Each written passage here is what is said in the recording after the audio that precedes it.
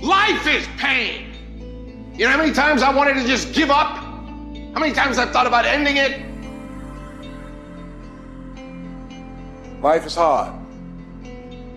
Easy, it's not an option. But it's worth fighting. It's worth believing. It's worth giving yourself a chance.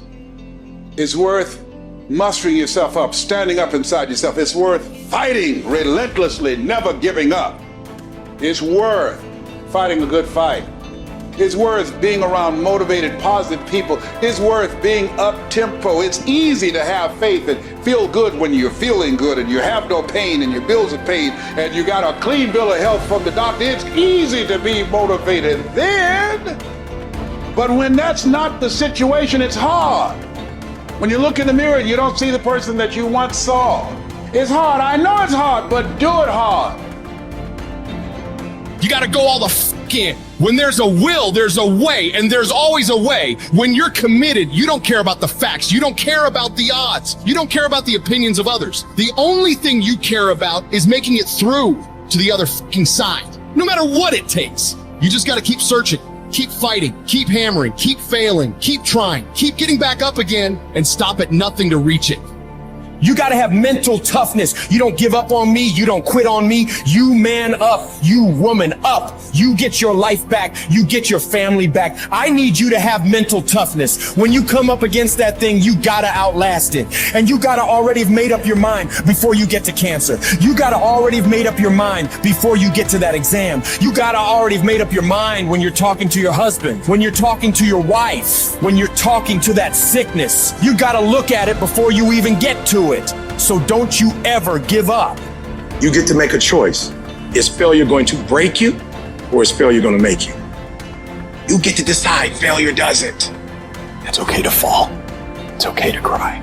It's okay to go home. But quitting should never be an option. It's not in falling that makes us failures. It's in not getting up that makes us failures. And you get to decide if you get up or you don't get up. I can accept failure. Everyone fails at some point. I cannot accept not trying. I don't feel rejected. I tried. How do you feel rejected when you try? The person who didn't try should feel rejected. The person that didn't try should feel defeated. I tried. I don't feel rejected. I feel good about myself. I don't feel bad. I gave it 120%. You can't never feel bad when you put forth 120%. You can't let the outcomes make you feel whack. I'm not whack. I'm a warrior. I'm a problem solver. I'm not soft. I'm not weak. I don't quit. I don't give up. I don't surrender. I don't always win, but I always try. When you believe with everything in you that you are destined for greatness, you will find a way. You turn a tragedy into a triumph, despair into repair, pain into gain, adversity into prosperity. You have to know that this thing is going to work. Come hell or high water, whatever it is that I set out to do, it may not happen in 6 months, it may not happen in a year, it may not happen in 2 years, but at some point, my dream is going to become a reality. I think about my why. I can't quit. I can't stop. I can't get tired. I can't give up. I can't give in. My mama counting on me. My wife is counting on me. When you ain't got nothing left in your tank, you got to think about the people in your life that you're doing this for. And then if you could think about them, you could go one more mile. You could go one more day at work.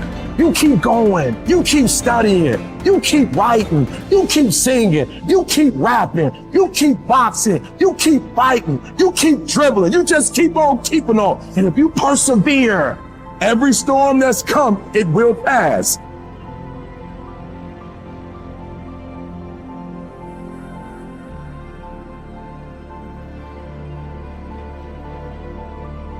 Do you know abundance is our birthright? Abundance is our birthright, and everywhere you look, you see abundance. Everywhere you look. There's an abundance of leaves on the trees. There's an abundance of snow in the ground. There's an abundance of water in the universe. There's an abundance everywhere you go, and you and I have the ability to create an abundance. Now you take nothing with you, you'll never own anything. You arrive with nothing, you're going to leave the same way. It's like somebody said, you come in with no hair and no teeth, no money, that's the way you leave. But while you're here, you can enjoy an abundant life. You can have all of whatever it is you want, but you have to earn it. Now, what would abundance be in your life? What would abundance be? To one person, it may be different than to another. But understand this, it all starts in our mind. Most people are letting what they have now control how they see themselves. They let their bank account control them. They let the friends they have control them. They let their conditions or circumstance control. That's not where we want to go. We want to go inside. Everything starts from the inside out. So let's start over. Let's start over. If life isn't the way you want it now, make up your mind, you're going to start over. You're going to sit down, you're going to write out how you do want it. Now we want abundance. We want an abundance of friends. We want an abundance of money. We want an abundance of all the good things in life that make us more comfortable and have us enjoy life to a greater degree. And you know, we can have it, but we've got to understand we can have it. We've got to understand that we have infinite potential locked up within us. We've got a marvelous mind. We can think anything we want. You know, Viktor Frankl spent the war years in a concentration camp. And he said, regardless of the intellectual or physical abuse he was subjected to, no one could cause him to think something he didn't want to think. All the great leaders, all down through history, they have been complete, unanimous agreement. We become what we think about. Well, don't think lack and limitation. Think abundance in whatever you want. See yourself with plenty, with abundance. Hold the image and then just think, how can I get this? By continually seeing yourself with it, the way to get it will start to come to your mind. You will attract whatever you need because you're getting on an abundant frequency and it'll all start coming into your life. As you move towards it, it'll come towards you. Abundance, it's your birthright. You've got to decide on it. Enjoy it. You know, if you can survive the temporary pain in your life, and all pain is temporary, if you can survive the temporary, on the other side of temporary pain, you meet another version of yourself, another insight about yourself. And that's why it's so important to grow as a person, because the more we grow and become a new person, we can help those that used to be like us. And that's why you and I are so addicted to growing and learning, and we're curious, because if you used to be a broken person and you no longer are quite as broken, you can help broken people. If you used to be broke financially and you no longer are, you can help people. Whatever you do for a living, at one time you didn't know about it and now you do. You can help those who need to know about it. And so you're immensely qualified if you understand the power of doing one more. 95% of people have an operating system in their mind where they operate out of history and memory. 5% of humans operate out of vision and imagination. So the reason we're so much happier, I believe, when we're children is we have no history and memory. So we operate out of imagination and dreams and vision. But at some age, some people it's 5 years old, some it's 8, some it's 18, some it's 28. They create a history, and that history then becomes the operating system. So even if they take on a new behavior or tactic, they're operating out of a pattern of thought and belief that's historic and memory-based. And so the number one thing I would say is begin to operate out of your imagination again, out of your vision again. Create from that place. If you create from that place, now you're not tied to the result in that moment. You're giving yourself space to imagine and create something new in your life. You're the product of who you hang around. Wow. How do I know if they serve me or not? Here's one way to just deduce this, because they could be beautiful people who care about you, and they might even support you.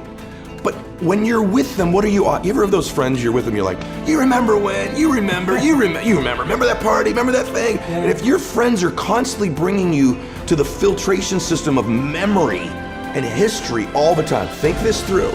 How often are those friends saying, hey, what are you working on now? Where are you going? What's your vision? What do you want to create? And maybe that sounds hokey, but you and I have both our friends have the most amazing histories, and you can't get them to talk about them. No. You have to work, because what are they still doing? Yeah. They're talking about now and where they're going. Yeah. Their viewpoint in their life is being present and having a vision for the future. Yeah. A formula for misery, a formula for lack of creativity, lack of productivity, is constantly being history and memory.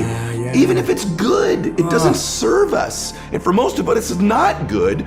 And we keep living from it or trying to move away from it. Create a new future. Don't move away from the past. Create a brilliant, imaginative, curious, vibrant vision for your life. Love for something is in the present moment also, right? Love is not just for the past. And it's funny how important one day is, man. When my dad got sick, my dad got cancer. When he first got sick, he goes, hey, my dad was a dude. He goes, look, I'll fight this one time. Okay, I'll do your little chemo and your surgery, but I'm not gonna pour poison into my body. I'm not gonna lose my hair. I'm not gonna deteriorate. I'll give this thing a shot once. If it doesn't work, I'm out. That led to 8 years of him fighting it. Chemo, radiation, proton therapy, surgery, chemo, experimental chemo, and he did lose his hair and he was in pain. And I'd say to my dad, Dad, you're suffering so much. You said you wouldn't suffer. He said, no, Eddie, I'm in pain, but I'm not suffering. I choose not to suffer. And I'm not suffering because I get to see my grandkids again. And I said, Dad, why are you doing this? And he said, you only understand the power of one day when you're threatened with never having another one. I'll do anything for one more day. Get to be with you one more time. Give your mom a kiss one more time. Maybe I'll see one of my granddaughters get married. And he goes, I'll do anything for one more day. And when we begin to think of our life that way, the power of right now and having one more moment and one more minute is so beautiful. It's so blessed. It's so big. It's so amazing. Why would we spend that minute in history? Why would we spend that minute in the past when we could be fully present and creating the future?